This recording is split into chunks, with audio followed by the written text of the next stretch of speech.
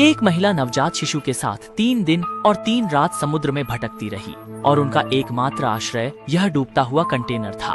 उसने बच्चे का डायपर समुद्र में फेंक दिया, जिससे कुछ मछलियां तुरंत आकर्षित हो गईं। उसने जल्दी से एक साधारण मछली पकड़ने का उपकरण बनाया, लेकिन मछली पकड़ना उतना आसान नहीं था जितना उसने सोचा था। जब वह निराश था, अचानक उसने देखा कि ऊपर एक विमान दिखाई दिया। उत्साहित होकर वह जल्दी से कंटेनर में भागा और एक कांच का टुकड़ा ढूंढ लिया, लेकिन लौटते समय दुर्भाग्यवश उसकी जांघ में कट लग गया। दर्द की परवाह किए बिना वह तुरंत उठकर मदद के लिए चिल्लाया, लेकिन दूरी बहुत अधिक थी, जिससे विमान पर लोग उसे देख नहीं सकते थे। घाव को संक्रमण से बचाने के लिए उसने तेज शराब का उपयोग करके घाव को थोड़ा सैनिटाइज किया और फिर ईयरफोन की तार से घाव को सिल दिया। दर्द इतना तीव्र था कि वह लगभग बेहोश हो गया। पोषण के लिए मछली पकड़ने के लिए उसने ईयरफोन की तार से एक साधारण मछली पकड़ने का जाल बुना, इसे समुद्र में डाल दिया और चारा के रूप में एक डायपर डाला और फिर शांति से मछली के फंसने का इंतजार किया। कुछ सेकंडों के इंतजार के बाद अंततः मछली फंस गई। 10 मिनट बाद सचमुच एक मछली जाल में फंस गई और अंत में उसने भी एक भरपेट भोजन कर लिया। समय दिन ब दिन बीत रहा था। उसने काफी मछली चारा जमा कर लिया था। खाना भर जल्द से जल्द खतरे से बाहर निकलने के लिए उसने सैकड़ों सहायता की पुकार वाली चिट्ठियां लिखी, फिर उन्हें प्लास्टिक के डिब्बों में रख दिया। इसके बाद उसने सारे डिब्बों को समुद्र में फेंक दिया, उम्मीद करते हुए कि जल्द ही कोई उन्हें ढूंढ सकेगा। वह समय समय पर पाइप से पानी बाहर निकालता था, वरना एक बार पानी भर जाने पर वे समुद्र की गहराई में डूब जाते। बच्चे को ठंड से बचाने के लिए उसने थर्मस में शराब डालकर आग जलाकर बच्चे को पिलाया। मोबाइल की स्क्रीन खराब होने के कारण वह अनलॉक नहीं कर पाई। उसे अपने पति के फोन करने का इंतजार करना पड़ा, लेकिन उस रात पति की अचानक से बुरी खबर आई। उसने कहा कि उसे गोली लगी है, हालत नाजुक है, शायद वह महिला को बचाने नहीं आ पाएगा। वह रोते हुए महिला को साहस से जीवित रहने के लिए कह रहा था। महिला ये सुनकर बहुत दुखी हुई, लेकिन उसने ऐसा नहीं किया। लड़की ने कोई शिकायत नहीं की, बल्कि उसने अपने बच्चे के जन्म की बात अपने पति को बताई। इसके बाद उसने पति को बच्चे से कुछ दिल छू लेने वाली बातें करने को कहा और बच्चे का नाम नोनो रखा।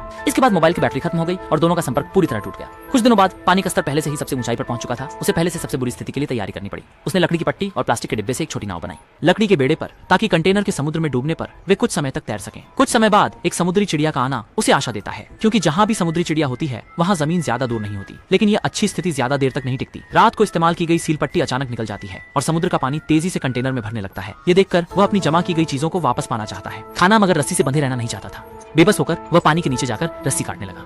आधे दिन की मेहनत के बाद वह आखिर सुरक्षित निकल आया, पर जैसे ही वह पानी की सतह पर आया, बच्चा न जाने कहां बह गया था। वह समुद्र में जोर से चिल्लाया, पर उसने यह नहीं सोचा था कि यह एक व्हेल को अपनी ओर खींच लेगा। व्हेल ने जानबूझकर पानी को बच्चे पर छिड़का, जिससे बच्चा डर गया और रो पड़ा।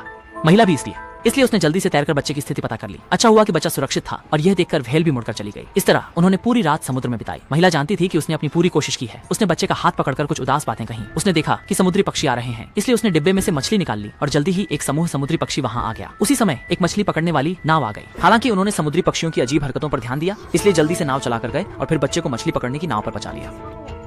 रस्सी के सहारे उन्होंने फिर से उस औरत को ढूंढ लिया, पर इस वक्त उसकी हालत बहुत खराब थी। अच्छा हुआ कि दयालु मछुआरों ने हार नहीं मानी और एक प्रयास के बाद आखिरकार उस औरत को बचा लिया। ये कल्पना करना कठिन है कि एक औरत पूरे 1 महीने तक समुद्र में तैरती रही और अपने साहसिक दृढ़ संकल्प के बल पर अपने बच्चे के साथ जीवित रही। माँ की महान शक्ति की प्रशंसा करनी ही होगी।